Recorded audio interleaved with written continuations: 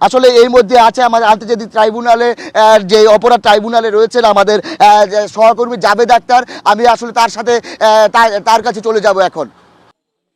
নূপুর, ধন্যবাদ। আমরা নূপুরের মাধ্যমে জানতে পারছিলাম যে কেন্দ্রীয় কারাগার থেকে যে আজকে সাবেক বিগত আওয়ামী লীগ সরকারের যে সাবেক কয়েকজন মন্ত্রী অর্থাৎ 10 জন মন্ত্রীর আজকে আনার কথা, এবং একই সাথে আরও যে 4 জন, একজন সাবেক বিচারপতি মানিক এবং স্বরাষ্ট্র মন্ত্রণালয়ের জননিরাপত্তা বিভাগের সচিব জাহাঙ্গীর আলম, এছাড়া 2 জন উপদেষ্টা তৌফিক ইলাহি চৌধুরী এবং সালমান এফ রহমান, যারা সাবেক প্রধানমন্ত্রী শেখ হাসিনার উপদেষ্টা ছিলেন, তারা সহ আরও 10 জন মন্ত্রী তাদের কাছে আনার কথা। তবে ইতিমধ্যে আমরা সাজিয়া যেটি জানতে পেরেছি যে টাঙ্গাইলে আছেন সাবেক কৃষিমন্ত্রী আব্দুর রাজ্জাক, তাকে একটি রিমান্ড শুনানির জন্য সেখানে নিয়ে যাওয়া হয়েছে। সেখানকার একটি মামলায় সেখানকার আদালত তার হাজিরার একটি তারিখ রয়েছে, সে কারণে তাকে এখানে নিয়ে যাওয়া হয়েছে। আর আমরা যেটি আগে আপনাদেরকে বলছিলাম যে আজকে আন্তর্জাতিক অপরাধ ট্রাইব্যুনালের যে 14 জনকে আজকে হাজির করার কথা রয়েছে, সেই 14 জনকে হাজিরের যে বিষয়টি সেটি গত 17 অক্টোবর প্রথম দিন, যেদিন আন্তর্জাতিক অপরাধ ট্রাইব্যুনালের বিচার প্রক্রিয়া শুরু হয়, সেদিনই তাদের বিরুদ্ধে গ্রেপ্তারি পরোয়ানা জারি করা হয়েছিল।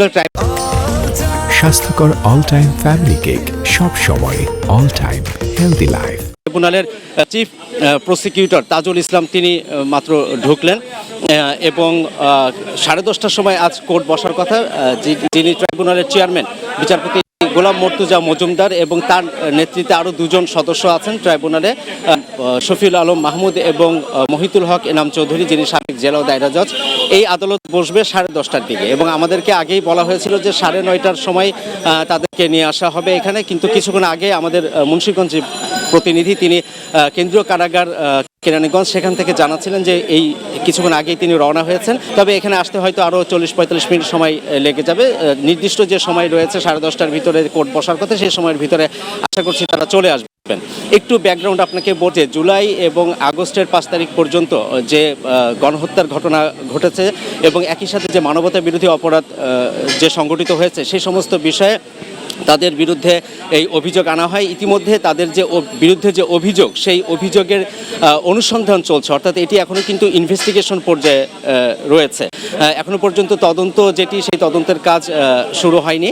আমরা গতকাল আন্তর্জাতিক অপরাধ tribunal chief prosecutor Tajul Islam, তার সাথে যখন আমরা কথা বলছিলাম, তখন তিনি আমাদেরকে জানাচ্ছিলেন যে তারা আজকে যে তদন্ত কাজ, সেই তদন্ত কাজ যাতে সময় চাওয়া হয়েছে তদন্ত সংস্থার কাছ থেকে, যে সময় ছিল 1 মাসের ভিতরে আসলে তদন্ত কাজ শেষ করা সম্ভব না, সেই হিসাবে তারা আসলে সময় প্রার্থনা করেছেন এবং সেই সময় প্রার্থনা আজকে তারা আদালতের কাছে তুলে ধরবেন। আদালত নতুন একটি সময় হয়তো তাদেরকে দিবেন এবং একই সাথে আজকে যে সালমান এফ রহমান সহ আরও সাবেক আইনমন্ত্রী আনিসুল হক এবং অন্য যে মন্ত্রীগুলো রয়েছেন, ফারুক খান, দীপু মনি, জুনাইদ আহমেদ পল, গোলাম দস্তগীর গাজী, কামাল আহমেদ মজুমদার, হাসানুল হক ইনু, রাশেদ খান মেনন, তাদের যে হাজির করা হবে, তাদের বিরুদ্ধে যে অভিযোগ, সেই অভিযোগের যে কপি, সেই কপিটিও তাদেরকে সরবরাহ করা হবে এবং একই সাথে হয়েছে যে তাদের পরিবারের একজন করে এখানে তারা ঢুকতে পারবেন এই আদালতের ভেতরে, যে বিচার কাজ চলবে এবং তার বাইরে যদি তাদের কোনো আইনজীবী এখানে নিয়োগ করা থাকে, তারা ওকালতনামা দিয়ে তারা এর ভেতরে সেই আইনি প্রক্রিয়ার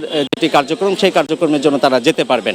তো আমাদেরকে আসলে 10:30টায় যখন কোর্ট বসবে, আশা করছি যে এর মধ্যেই এই যে হেভিওয়েট যারা আছেন অভিযুক্ত হয়ে জুলাই আগস্টের যে গণহত্যার ঘটনায়, এই প্রথমবারের মতো আসলে সেই মন্ত্রীদেরকে নেওয়া হলো। আর সবচেয়ে বড় বিষয়, আপনি জানেন যে আইনমন্ত্রী আনিসুল হক, তিনি কিন্তু একসময় আইনমন্ত্রী হিসেবে এই ট্রাইব্যুনালে তার প্রভাব ছিল, কিন্তু তাকেই সেই জুলাই আগস্টের গণহত্যার অভিযুক্ত হয়ে এই যে অভিযোগগুলো হয়েছে, সেখানে তাকে আসতে হচ্ছে, আসামি হিসেবেই তাকে এখানে আদালতে আসতে হচ্ছে।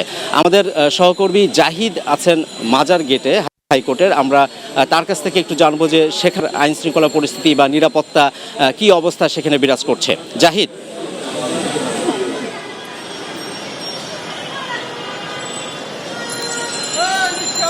জাবেদ, অভিযুক্ত আসামিরা ইতিমধ্যেই আন্তর্জাতিক অপরাধ আদালত প্রাঙ্গণে অভিমুখে তারা রওনা দিয়েছেন বলে আমরা যে খবরটি পেয়েছি আপনার মাধ্যমে। এর পাশাপাশি যে খবরটি আমি জানাতে চাই, মূলত আদালত পাড়ায় নিরাপত্তা ব্যবস্থা কিন্তু ইদানিং বেশ একটা আলোচিত বিষয় হয়ে দাঁড়িয়েছে। বিশেষ করে গত কয়েক মাস ধরেই আমরা দেখছি নিম্ন আদালতে কিছু অপ্রীতিকর ঘটনা আমাদের নজর এসেছে।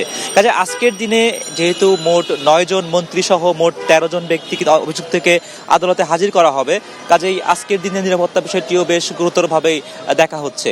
এবং উচ্চ আদালতের যে মাজার গেট সংলগ্ন যে গেটটি, সেখানে ইতোমধ্যেই পুলিশে অবস্থান নিয়েছেন এবং আসামিরা এখানে উপস্থিত হওয়ার মাত্রই সেখানে সর্বসাধারণ যে প্রবেশ সেটি সীমিত করা হবে বলে আমরা জানতে পেরেছি।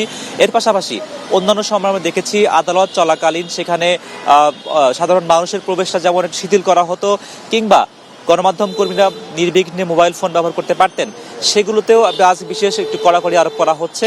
কাজেই আদালতের ভিতরে অপ্রীতিকর ঘটনা থেকে শুরু করে কোনো ধরনের দৃষ্টিকটু কিংবা শ্রুতিকটু কোনো ঘটনা সেটি যাতে না ঘটে, সে বিষয়ে আন্তর্জাতিক অপরাধ আদালত বেশ সচেতনভাবেই আজকে অবস্থান নিয়েছেন। আপনি দেখছেন এটি কোনো সাধারণ কোনো যানবাহন, সেটিও কিন্তু বেশ তল্লাশি করেই আদালত প্রাঙ্গণে ঢুকতে দেওয়া হচ্ছে। এর পাশাপাশি নিম্ন আদালতে যে সকল ঘটনাগুলো ঘটেছিল যা কিছু অপ্রীতিকর, সেখানে কিন্তু সাধারণ মানুষের একটি প্রবেশ থাকার কারণে মূলত ঘটেছিল বলে আমরা পরবর্তী জানতে পেরেছিলাম। কিন্তু সেই সাধারণ মানুষের যেই গতিবিধি কিংবা যাতায়াত, সেটি আজ বেশ যাচাই বাছাই করেই নিয়ন্ত্রণ করা হচ্ছে এবং সাধারণের বেশে কেউ যাতে করে আদালত প্রাঙ্গণে অপ্রীতিকর ঘটনা ঘটাতে না পারেন, সেটি কিন্তু বেশ গুরুত্ব সহকারে দেখা হচ্ছে।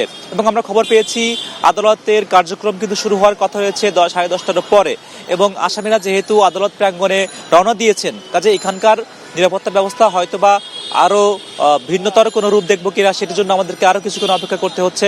আপাতত আদালত প্রাঙ্গণ থেকে নিরাপত্তার বিষয়ে আমার কাছে এই ছিল সর্বশেষ। চাজিয়া।